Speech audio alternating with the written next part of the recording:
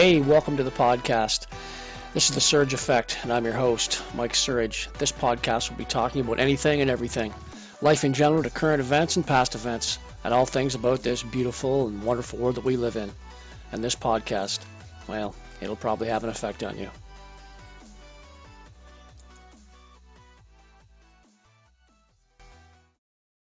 Well, hello again, and welcome to another episode of The Surge Effect. Today's episode, we're just going to do a little bit of political stuff that's happened over the last couple of days around the world, Canada, U.S., and hopefully it won't be too long. Before we get started, just going to mention a couple of the sponsors for this podcast. First sponsor is Love My Legs Owen Sound Grey Bruce. Click on the link in the description below and head on over to the Facebook page and see what Love My Legs Owen Sound Grey Bruce is all about. They have 3 different styles of waistbands, and they are the only lifetime guarantee in the business. All right, so next sponsor is going to be He-Shirts, She-Shirts. Once again, head on over to their website, click on the link below, and see what they have to offer on their website. They have all kinds of clothing, and they are more than just a T-shirt company. All right, so just before we get started, like I said, we're going to be talking a little bit about the political stuff that's been going on the last little while. The first clip I'm going to play for you is from question period October 16th, and I'll comment as we go. And let's watch Pierre Poilievre start us off.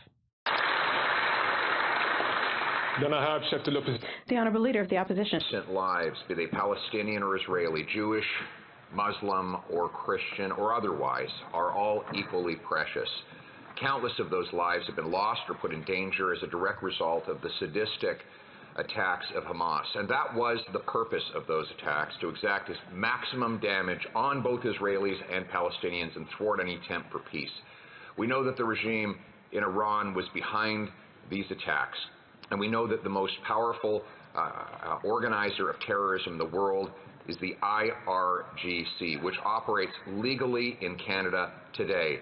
Will the government accept a conservative, common-sense bill to criminalize the IRGC in Canada today?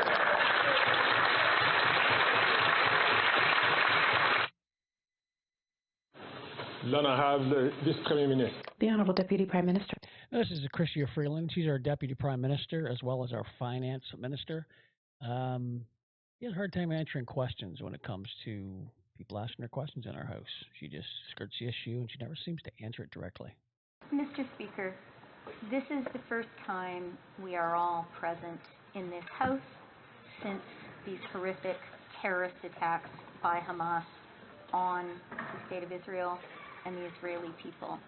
So I would like to begin by being very clear in English. She always says, let me be very clear, no matter what setting she's in, whether she's in a hearing, answering questions. She always says, let me be very, very clear.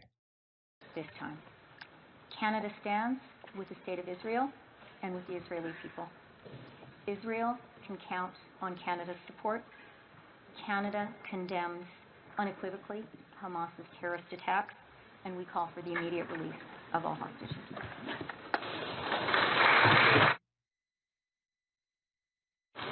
The Honourable Leader of the Opposition. Last fall, the Finance Minister promised a balanced budget within 6 years. Last spring, she broke that promise and said that we'd have a balanced budget.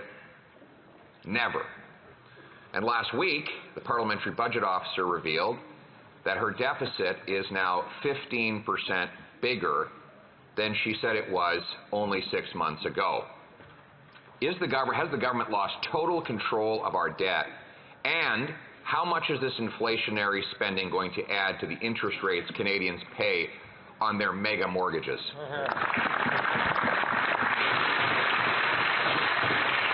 The Honourable Deputy Prime Minister.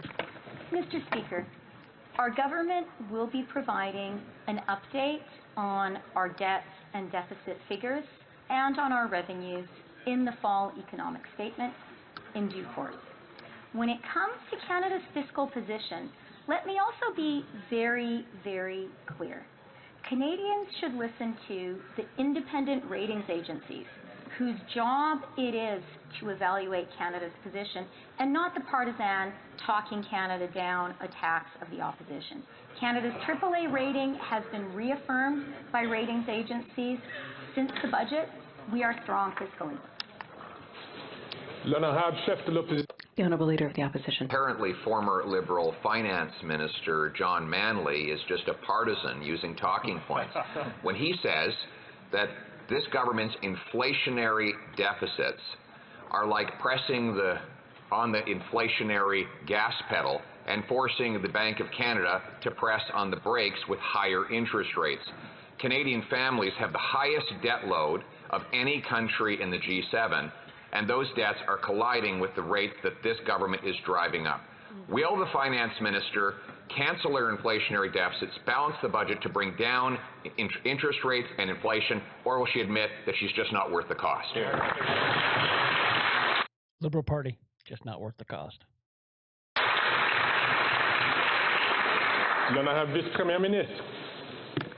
Mr. Speaker, let me again bring some independent, non-partisan facts to this conversation.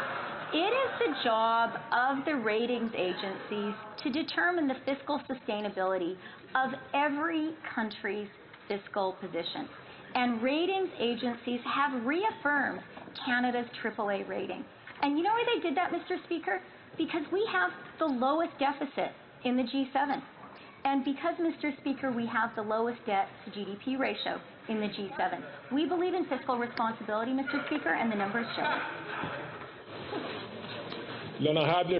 The Honourable Leader of the Opposition. Nonpartisan voice that I'm interested in is the shipyard worker in Vancouver who told me that his mortgage payment has now risen to $7,500 a month. $7,500 a month for a shipyard worker and a middle-class family.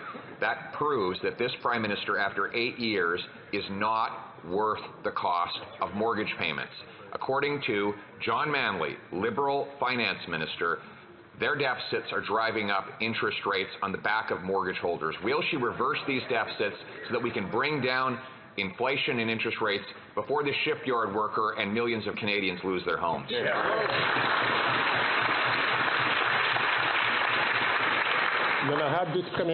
The Deputy Prime Minister. Speaker, talk is cheap, but actions speak louder than words.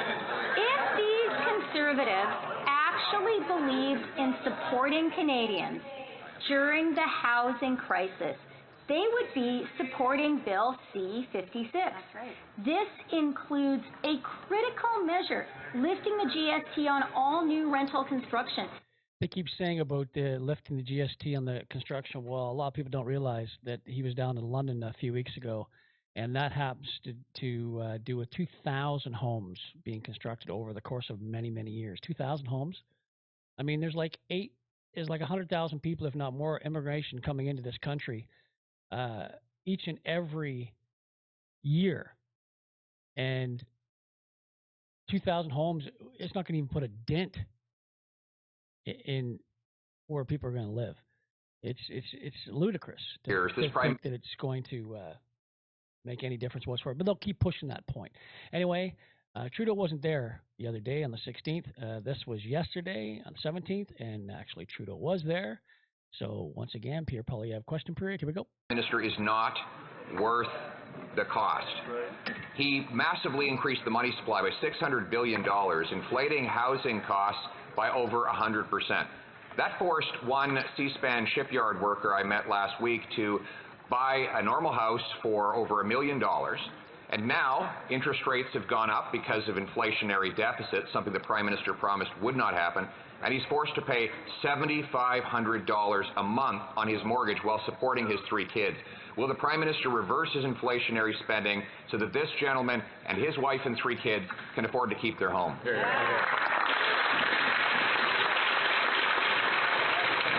The Right Honourable Prime Minister. One thing is clear, the cuts, the austerity that are proposed by the Leader of the Official Opposition would not help that family, would not help Canadians from coast to coast be able to afford a new home. That is or the homes they're living in even. That is why we're continuing to work right across the country to bring forward ambitious and community-specific solutions to the housing problems they're facing. We've signed Housing Accelerator Fund agreements with London, with Vaughan, with Halifax, with Hamilton, with the province of Quebec, with more to come, Mr. Speaker. The cuts he's proposing won't help Canadians. Our investments, done responsibly, will continue to help Canadians. That's right. Hear, hear.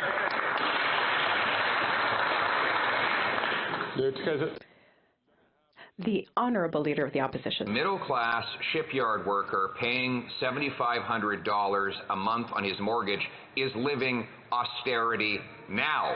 The Prime Minister is talking about is abundance for government and austerity for working-class people who must carry him and his overpriced bureaucracy around on their backs. Mr. Speaker, this gentleman has 3 kids to raise in their adolescence, paying for their sports while keeping a roof overhead. How does he expect them to pay $7,500 a month to fund his overpriced interest rates that result from his deficits?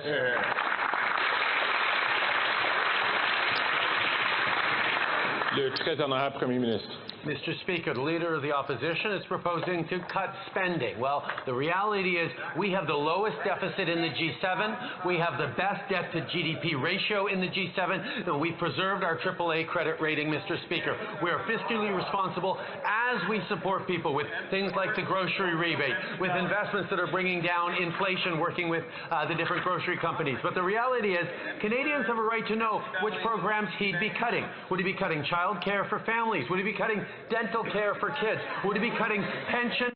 Those numbers he's talking about are only affecting a very, very, very small percentage of the population. I mean, really small. But they keep bringing that point up, thinking that it's covering all of Canada. It's really not. It's a very, very small portion of the population. For seniors, because, Mr. Speaker, he has campaigned against all 3 of those measures for Canadians. That's right. Hear, hear.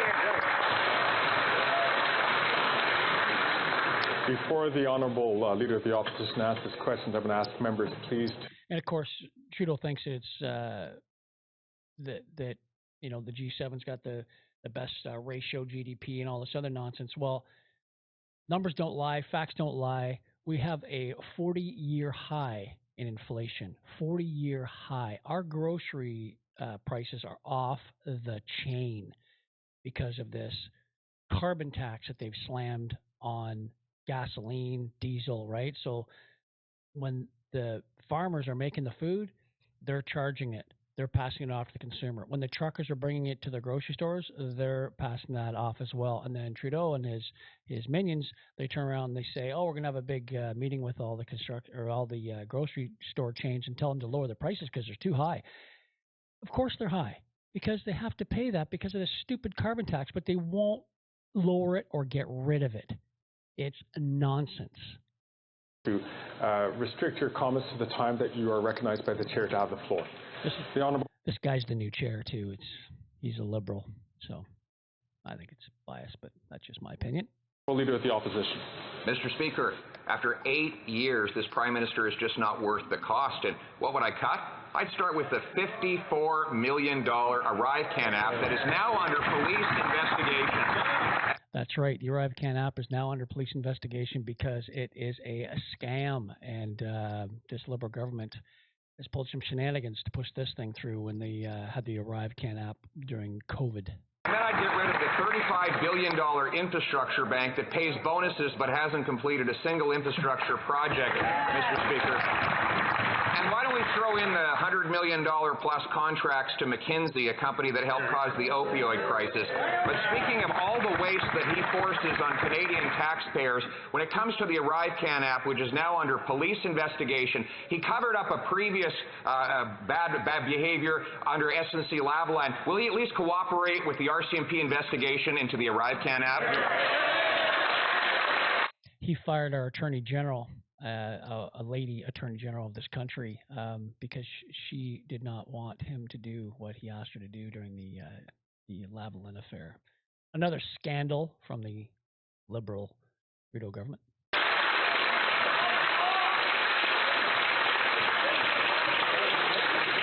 Le très honorable Premier ministre. The Right Honourable Prime Minister.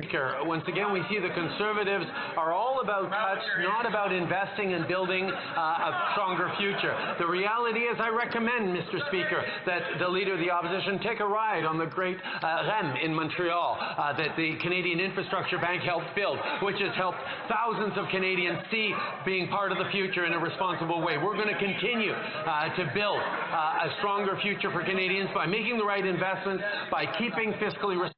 Basically word salad, not just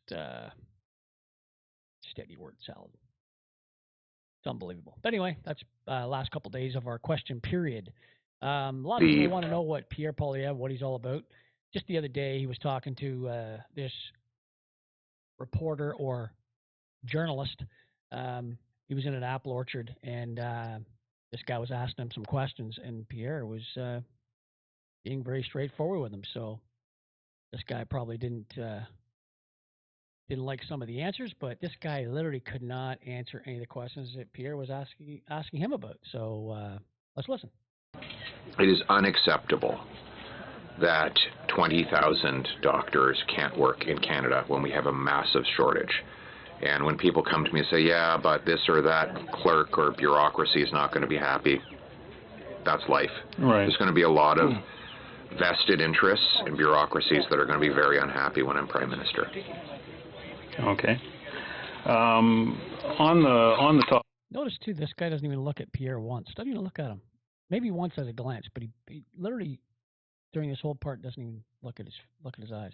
I mean, in terms of your sort of strategy currently, you're obviously taking the populist pathway.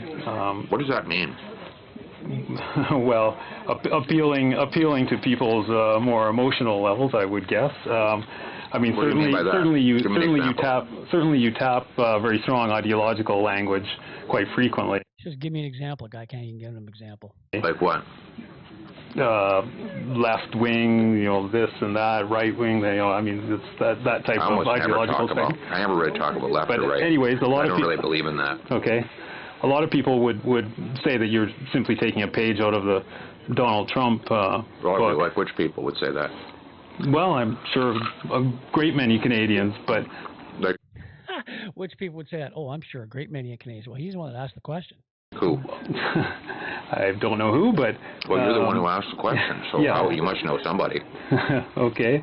I'm sure there's some out there, but anyways, the point of this question is, I mean, why should Canadians trust you with their vote, given, not just the sort of ideological inclination in terms of taking the page out of Donald Trump's book, but what are you also talking about? What page? What page? Can you give me a page? Give me the page. You keep saying in terms of turning things quite dramatically in terms of Trudeau and the left wing and all of this. I mean, you make quite a it's quite a play that you make on it.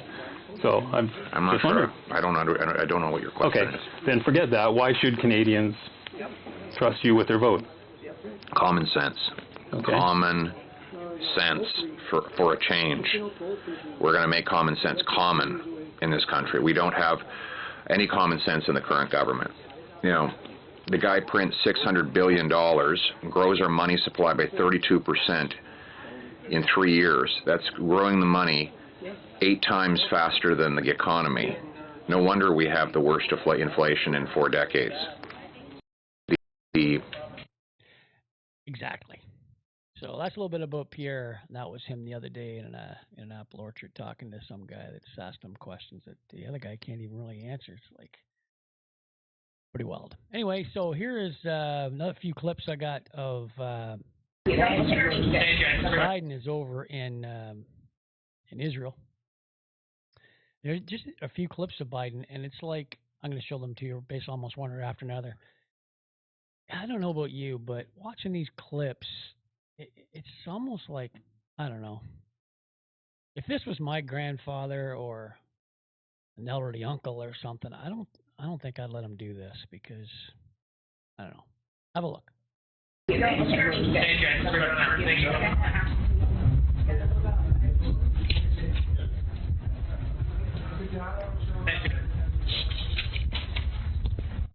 So there he is.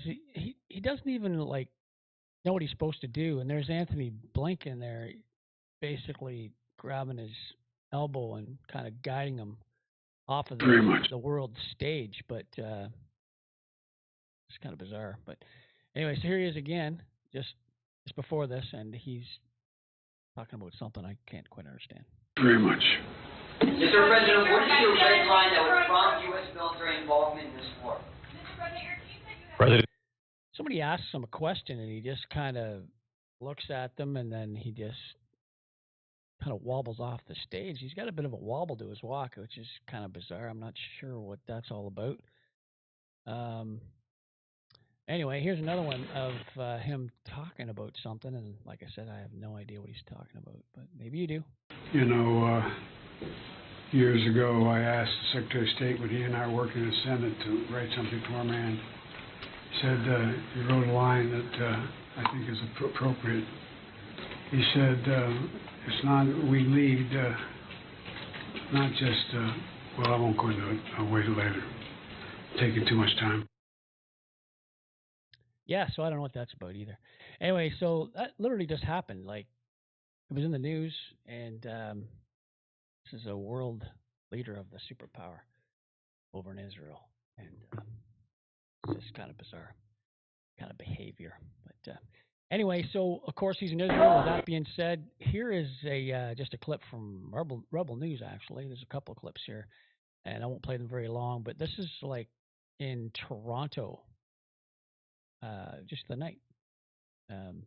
Protesters against Israel, Palestinians. Here they go.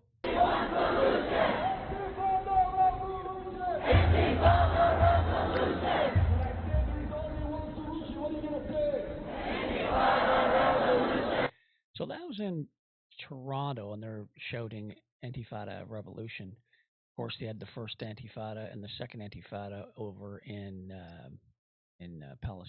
Palestine.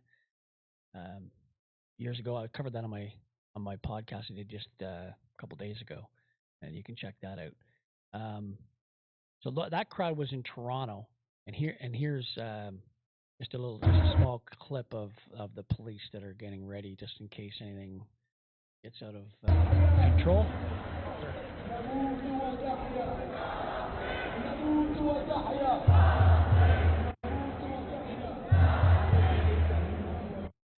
Oh yeah, once again, that was Toronto. And then here is a crowd in Montreal.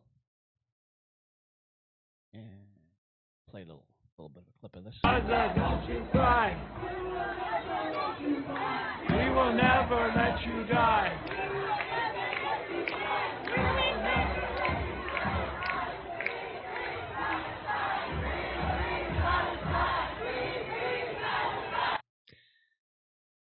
Anyway, so that is another protest in Montreal, and I understand a lot of people are up in arms.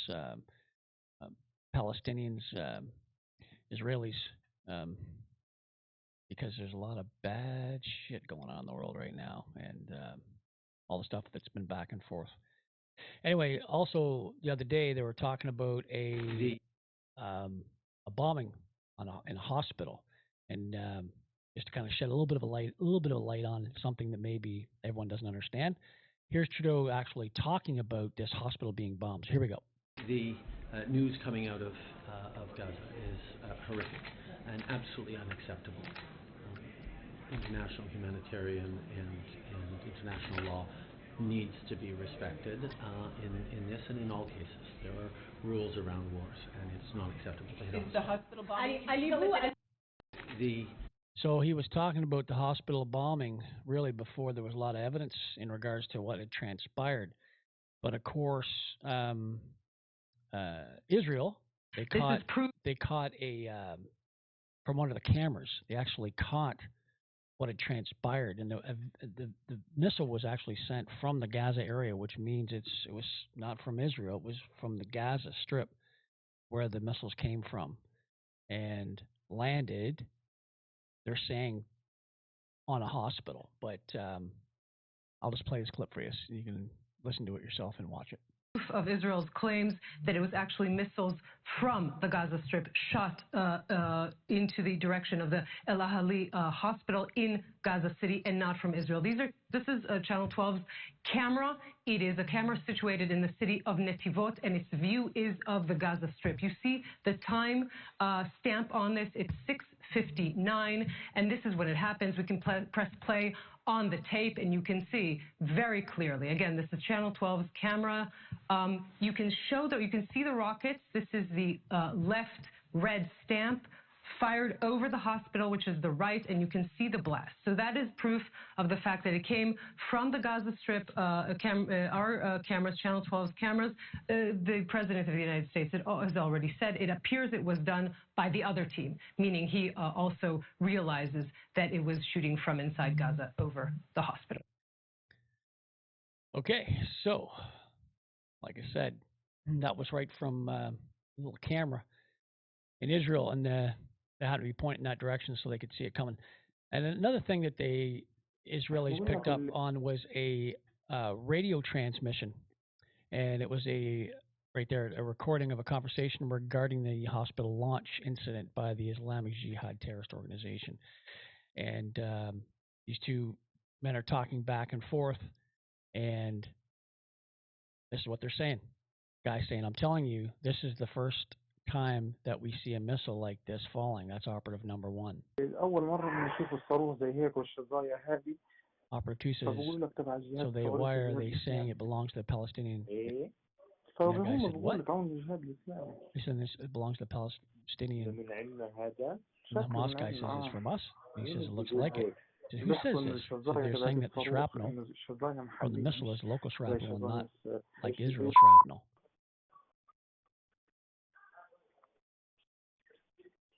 سبحان الله من عندنا ما رجعش غيرين مجرسدين.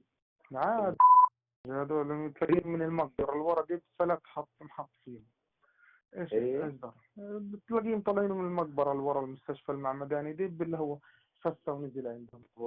So basically, in a nutshell, these two Hamas operatives, they're talking back and forth, saying, "Yeah, it looks like we shot this missile, and we're the ones that shot it and hit the hospital." Blah blah. But obviously, with that being said, there's so much stuff going around, so much misinformation. Sometimes people don't know what's going on. And supposedly, if you read this little tweet, it says, so after all the drama yesterday, it turns out that the Gaza hospital wasn't even bombed. It was a parking lot. And it had about 500 people, and the 500 people didn't die. Oh, and the rocket wasn't from Israel. It was from a failed rocket that Palestinian terrorists shot at Israel. It's absolutely insane. So, once again, this kind of thing happened during the first part of the Ukrainian and Russian war, and with the island and with the pilot, right? So, sometimes you have to be careful what you listen to, what you read, because it may or may not be true. Okay, so that being said about the Hamas terrorist, here's an actual ex-Hamas. This guy was in Hamas, and he's speaking, and it's quite an eye opener to hear him talk. So this is his words, obviously not mine. And here you go. شكرا سيد الرئيس. I take the floor on behalf of the UN Watch. My name is Mus'ab Hassan Youssef. I grew up in Ramallah as a member of Hamas. I address the words to the Palestinian Authority, which claims to be the sole legitimate representative of the Palestinian people. I ask, where does your legitimacy come from? The Palestinian people did not elect you, and they did not appoint you to represent them. You are self-appointed. Your accountability is not to your own people. This is evidenced by your own total violation for their human rights. In fact, the Palestinian individual and their human development is the least of your concerns.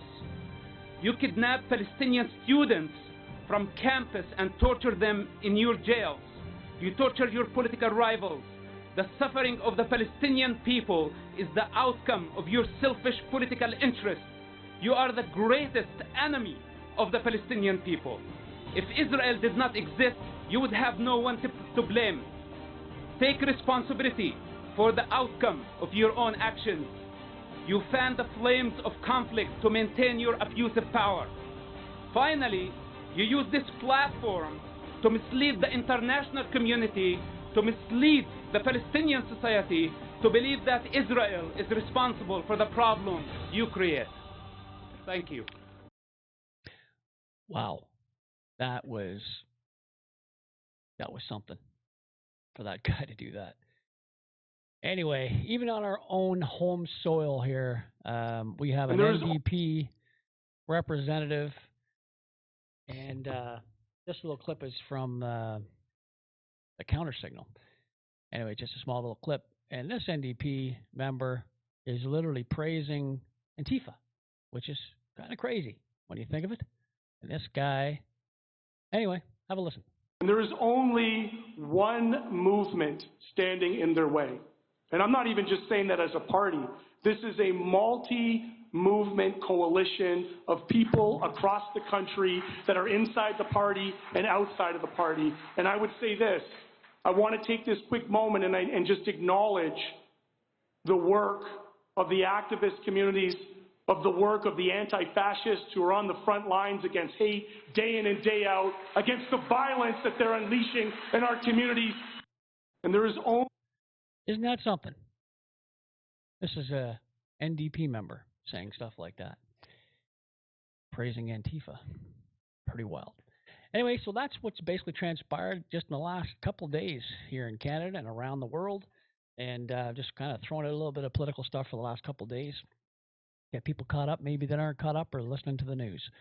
Anyway, that's it for today's Surge Effect. I want to thank everyone that's been listening to my channel. And please, if you haven't subscribed, subscribe now. Ring the little bell. Like and subscribe. Ring the bell. And you will be notified every time I post up a new video. It's much appreciated. It helps with the algorithm. Like them, share them. Much appreciated. I can also be found on any app for iPhones, Android. On the app, you just do a search and search for The Surge Effect. You will see my black logo, TSA with my microphone. And I'm also found on Rumble, and I'm on Facebook as well as Twitter. And until next time, everyone, thank you very much again for listening. Have yourself a great day. Cheers. This episode sponsored by He Shirts, She Shirts. Go to www.heshirtssheshirts.ca. Just type in the letters TSA, The Surge Effect. When you check out, type in TSA for your coupon and receive 10% off your next purchase. Thanks for listening to today's podcast, everybody.